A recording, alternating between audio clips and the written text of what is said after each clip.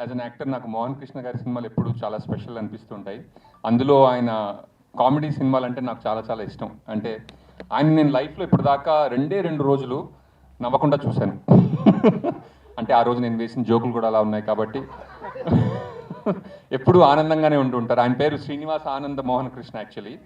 So thank you so much for having me in your films sir. Ashta Chamma నుంచి మీ ఫిల్మ్స్లో నేను భాగం అవడం నాకు నచ్చింది. అందులో నాకు అన్నిటికన్నా అనకూడదు, but one of the most exciting పాత్రలు ఇదనమాట. అండ్ కృష్ణప్రసాద్ గారు, ఈ ఏప్రిల్ మీకు ఆదిత్య 369 రిలీజ్ నుంచి సారంగపాణి రిలీజ్, ఈ ఏప్రిల్ శ్రీదేవి మూవీస్కి చాలా స్పెషల్ ఏప్రిల్ కావాలని నేను మనస్ఫూర్తిగా కోరుకుంటున్నాను sir. And Darsi congratulations.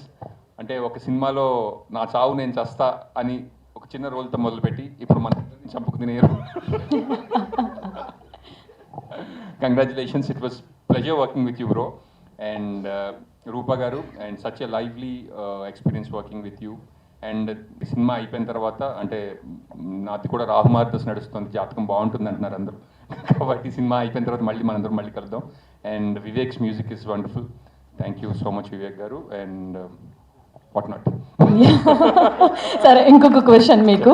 So టీజర్లో జాతకాల గురించి ఉంది కాబట్టి మీరు ఇందాక చెప్పారు ఏదో రాహుకాలం నడుస్తుందని, మీరు నమ్ముతారా అసలు ఇంతకీ జాతకాలని? ఇందాక వద్దులేండి, నేను నమ్మను. నాగేంద్ర నమ్మినా నమ్మకపోయినా అందులో రాసి ఉన్నదే జరుగుతుంది అన్నారు. అలాంటప్పుడు ఇంకా నమ్మడం ఎందుకని వదిలేసాను. జాతకం చూడడం ఎందుకు అనుకున్నారు? Okay, thank you. ఏదండి మంచి చెప్పినప్పుడు?